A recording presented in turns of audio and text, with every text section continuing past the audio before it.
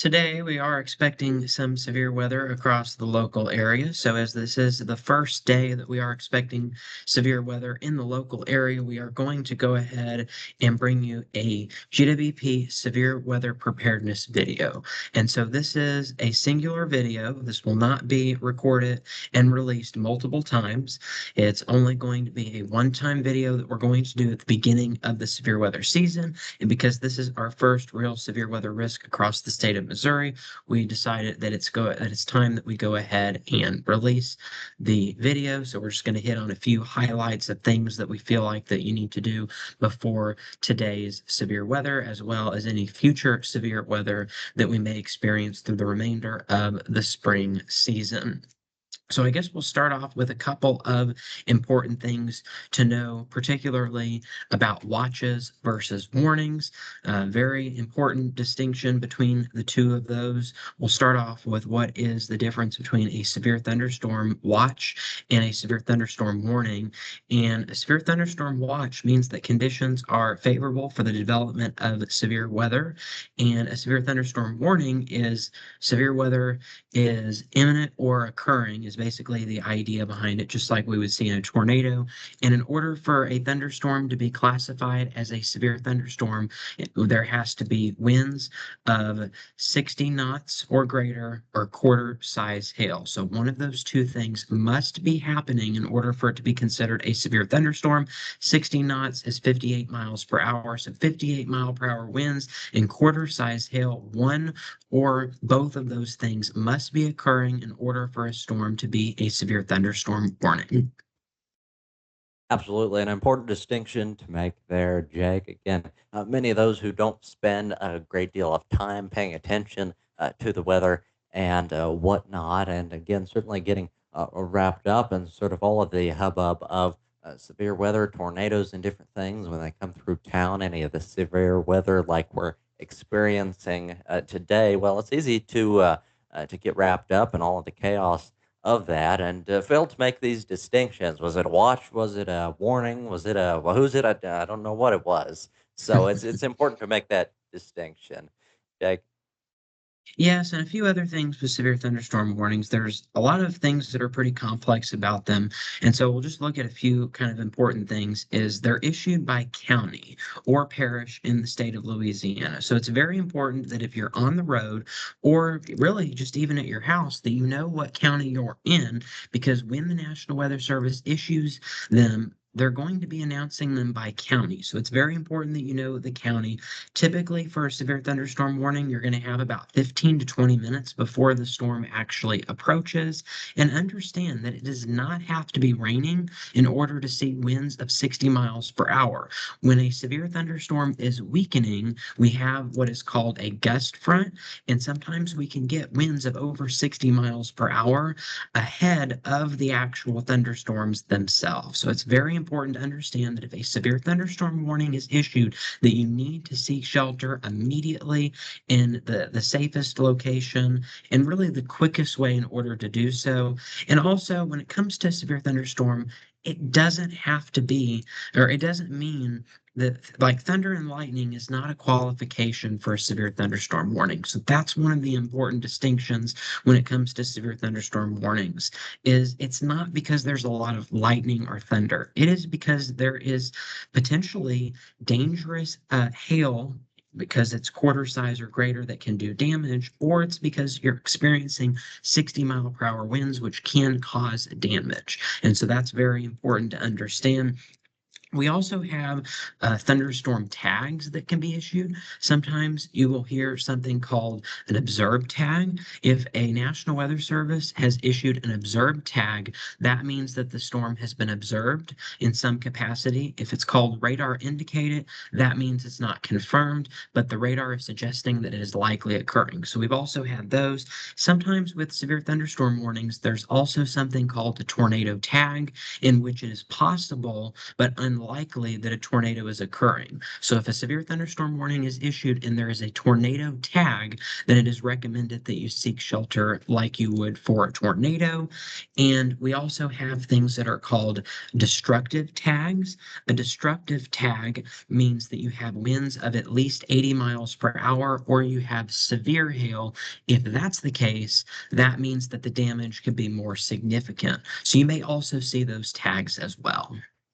Absolutely. Another important distinction to make there, Jake, perhaps getting into a little bit more advanced level here for the layman. Again, many of those, of course, the ones we mentioned before, certainly that, again, getting caught up in the hubbub of severe weather like we're experiencing now. I can't tell the difference whether it's a watch, whether it's a warning, whether it's wahoo's it. And now you say we've got observances, we've got observed storm activity. We've got radar indicated threats, and we've got tags. So again, a number of important things there. So you say tag is possible, but not entirely likely. If I'm understanding that correctly, you say something being observed. It's not something terribly severe, but it's on radar. Something watching that again people are aware of, and again radar indicated threat. That would be something again as implied here, as stated clearly, that the radar has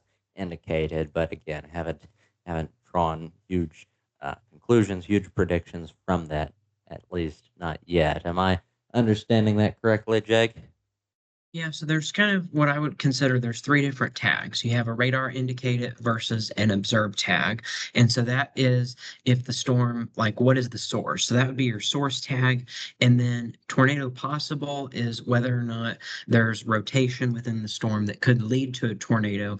And then damage tags, which are these destructive, or one of them is called considerable. So considerable is 70-mile-per-hour winds, destructive is 80-mile-per-hour winds. And so basically, there's three different types of tags. One that is the source, in which if the storm has been verified or not, if there's a tornado, or what sort of damage you could be experiencing. So that's what the severe thunderstorm warnings, but it is important to take shelter and potentially in a tornado shelter if that tornado tag is issued. That's really the main one that you really want to pay attention to when it comes to these tags. And so that's on the severe thunderstorm side of things. Then as we go into, we have tornado watches and tornado warnings. Tornado watch means that conditions are favorable for severe thunderstorms that could lead to tornadoes. And then you have tornado warnings, which is where a tornado is imminent or occurring. So the important difference is that a watch is issued over a regional area, and it means that there is the threat that there could be tornadoes later in the day, where a tornado warning is a now thing. So a watch is like something that could happen in the future, and a warning is an immediate threat. So I always get the question of which one is worse. A tornado warning is much worse than a tornado watch, because a watch means that a tornado warning could be issued where the tornado warning is the actual event happening. And so when you're under a tornado warning, you need to shelter like a tornado, which when we say shelter like a tornado, the best way to do that is to go to the lowest level, most interior room away from windows. That is the recommended location during a tornado. The places you want to stay away from would be, well, obviously outside. Yeah, it's not recommended to go in a car. It's recommended to stay away from mobile homes, large gymnasiums, just large auditoriums, because the roof can more easily collapse and then it becomes more of a wind threat. And then also the big one, if you are driving, do not go underneath an overpass. They put that in the Twisters movie for a reason. It's not a recommended place to go. That can be a deadly mistake if you go underneath there. So a very dangerous spot is underneath overpasses. And so that's really some of the important steps, is just knowing that when it comes to tornado watches and warnings. Right, absolutely. A great reference there. Again, something featured in the film Twisters, not something advisable, not something you ought to do in terms of that. Of course, whenever these storms are going on, whenever they're raging, tornado such as that, or perhaps such as the severe weather that we are experiencing now, again, it's not advisable to go under an overpass. Really, that's something you want to avoid, Jake. Yes, and then we have, I guess, one other type of tornado alert, and that is a tornado emergency. A tornado emergency, it means that a large confirmed or a large tornado has been confirmed. And so usually this is the stronger tornadoes. Usually we're talking about an EF2, EF3, EF4, maybe even EF5 tornado. And those are the really dangerous situations. That's when it becomes, if it wasn't already life-threatening, which it was, that is when it becomes extremely life-threatening. So tornado emergency is considered the worst type of weather alert that we could possibly see. And that's when you really, really want to take things even more seriously. And so that's kind of the last one for that. And so before we close, we just have a few severe weather preparedness, true or false statements that we want to go through here. Alrighty, yes, a lot of great true and false statements here. A number of important things ought to know about severe weather storms and different things. So it's important, again, going through this, the weather that we're seeing now, and to be prepared for these things in the future to know some of this information. So, Jake, what are we starting off with here?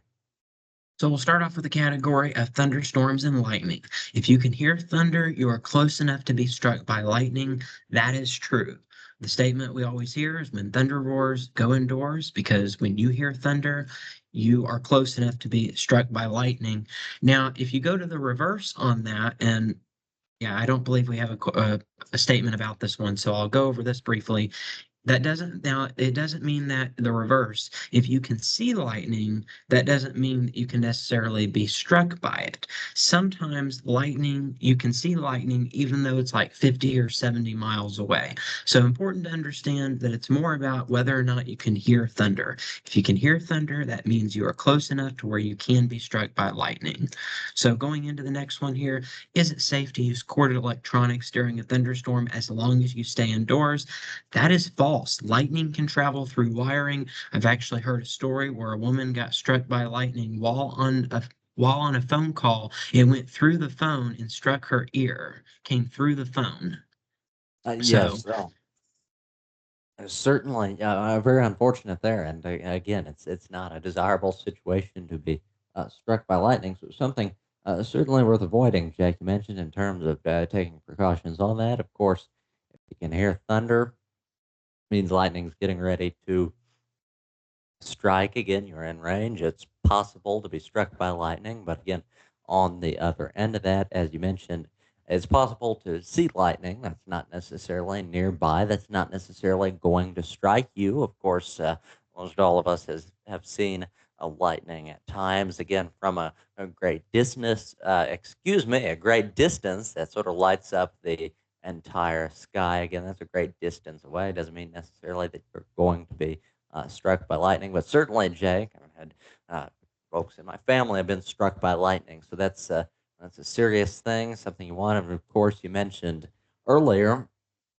in this video, Jake, that again, different things like thunder. Again, a lot of thunder, lightning. Again, that doesn't necessarily mean that we have a severe thunderstorm. Again, if there's enough of that, it could become one, but that doesn't necessarily. Lightning and thunder on its own does not make for a severe thunderstorm.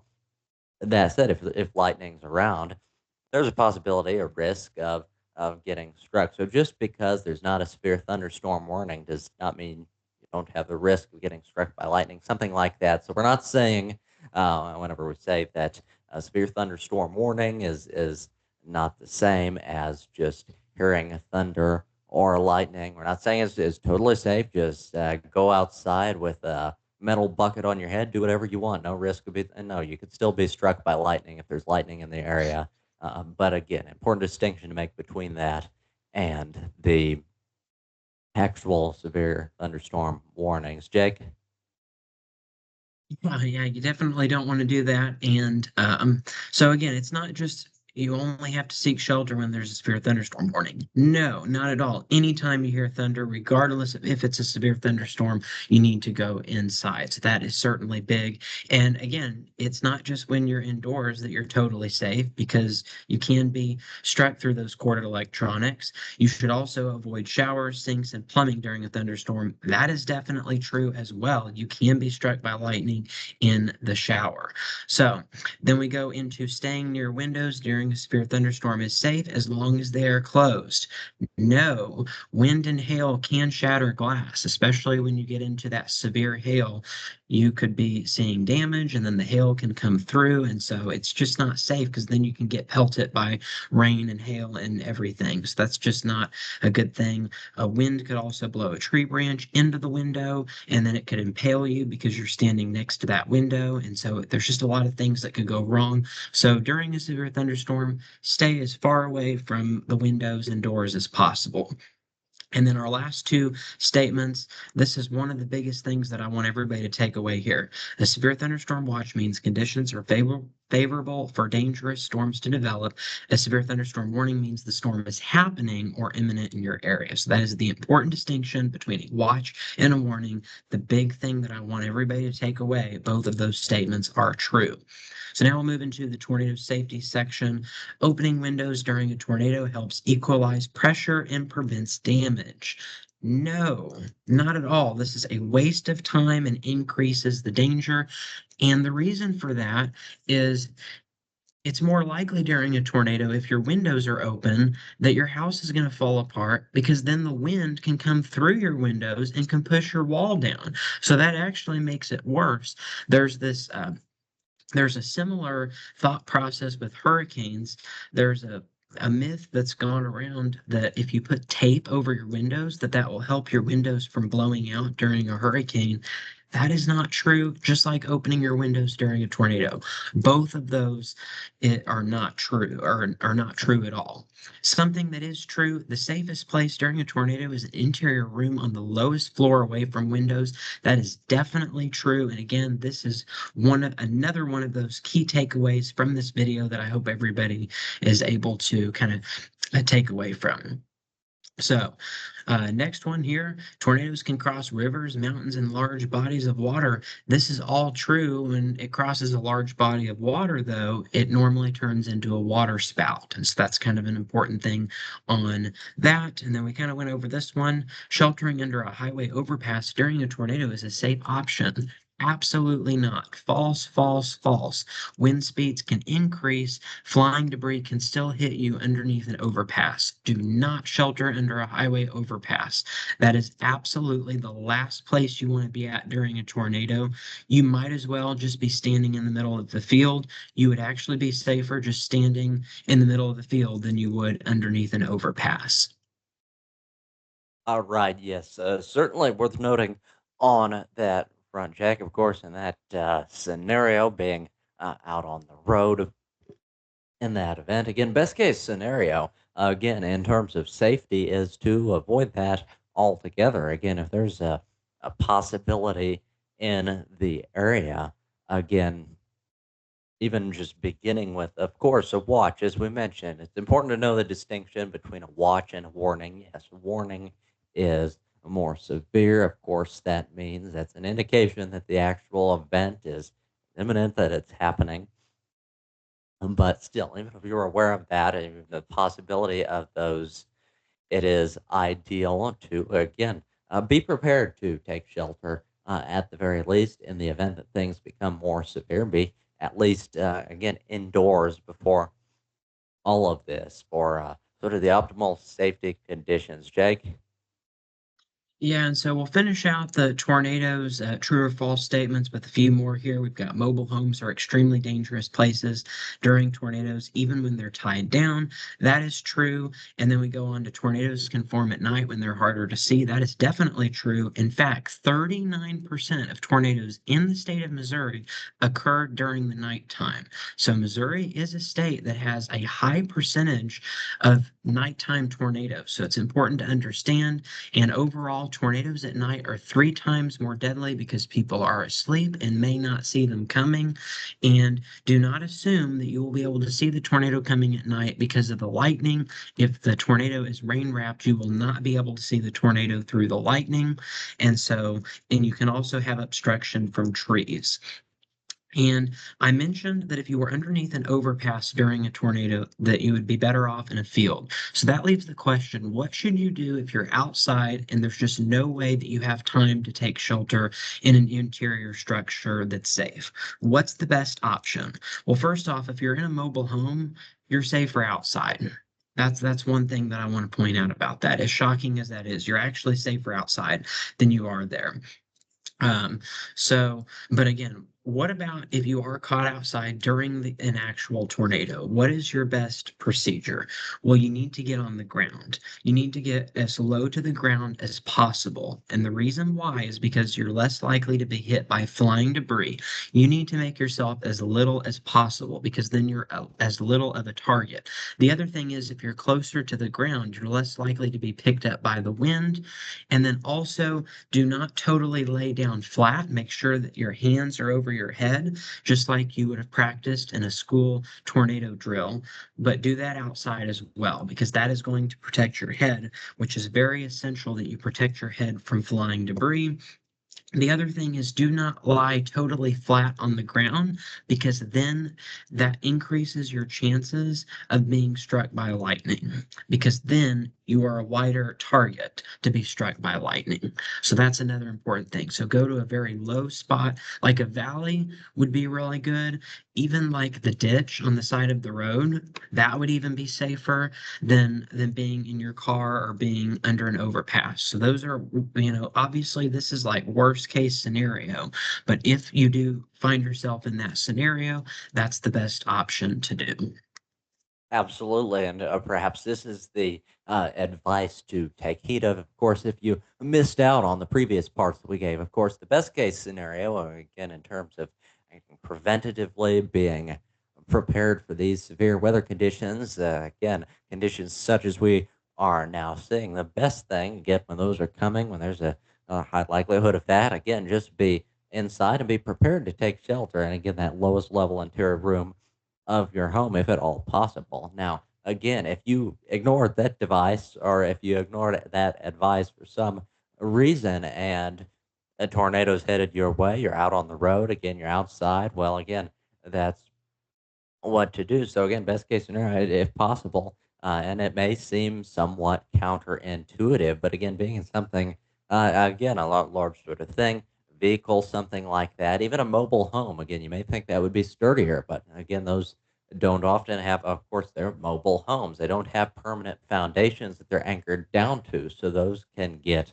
again, sucked up by tornadoes. Again, similar thing with your vehicle. So it may seem what counterintuitive to go outside to exit your vehicle, to exit your mobile home during this storm. But again, you're no longer in this huge vessel that again is liable to get picked up by the tornado. Rather, you want to get up and find a lower point, and you want to don't make yourself flat. Again, make yourself small, not flat entirely, because that can make you a little bit larger when you're flat and stretch out all the way. But no, if that tornado's uh, chasing you, you're trying to escape it, and again are in a position you're needing to take shelter. Again, don't try to stay in your car. Again, you want to pull over, get in that ditch. Again, closest thing you can get in that scenario to taking shelter is my understanding, Jake.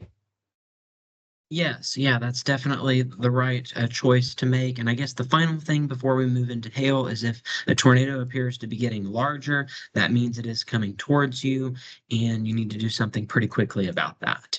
So that's it for tornado safety. We'll move on to hail safety. Large hail can fall even when the sky directly overhead looks clear.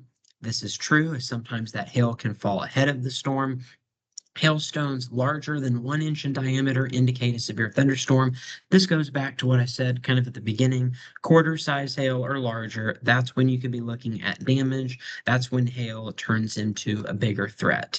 It is safe to stand under a tree to avoid hail, and that is definitely false because trees attract lightning and can drop branches. So, of course, if you are holding on to a tree, a tree is a really tall object, so it pretty much acts like a lightning rod, so that's not safe. And then those branches can fall through the hail.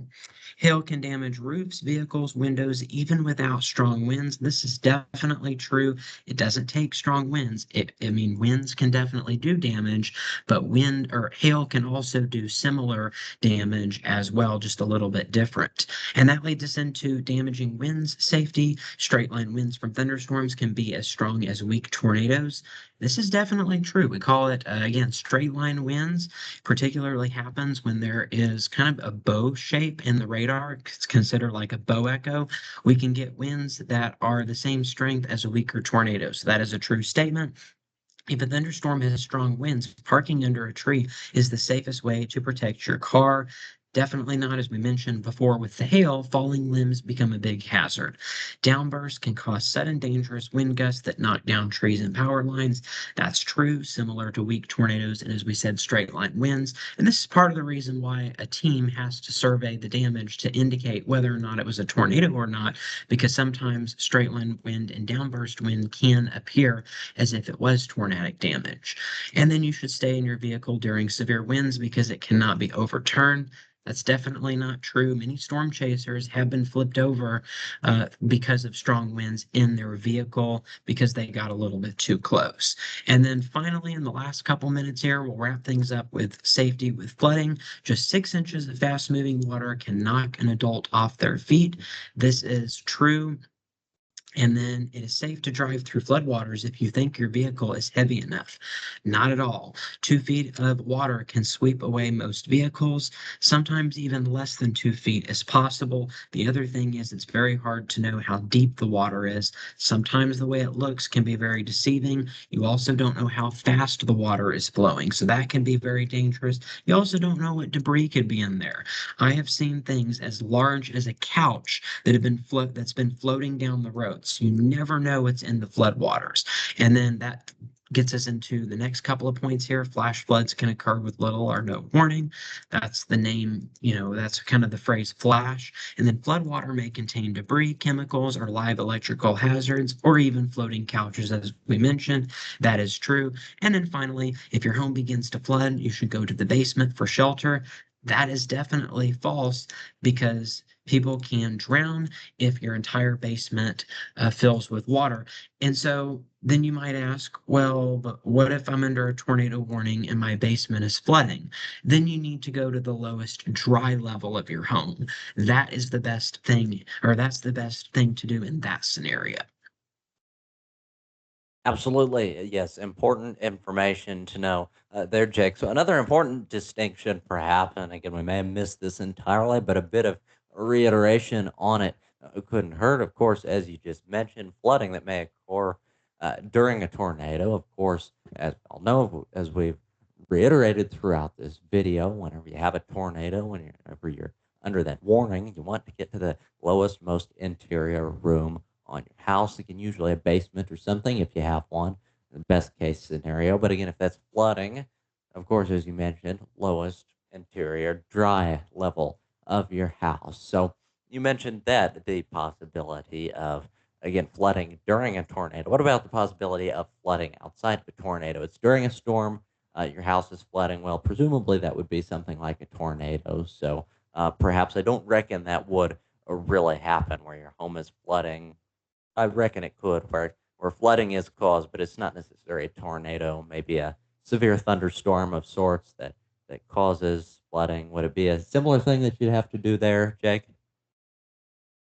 Yes, and it can happen. It more commonly happens in states like Florida, like during, well, just really anywhere along the Gulf Coast or the East Coast during a hurricane. So this is more common during a hurricane than it is during Midwest severe thunderstorms. But it is possible that if you get like a bunch of heavy rain and then you get a tornado hours after that, that your basement could be flooded during a tornado. But the reasoning behind it is if you're in your basement trying to avoid the tornado, you have a higher chance of drowning than you do of actually being hit by the tornado. So that's kind of the reason behind that.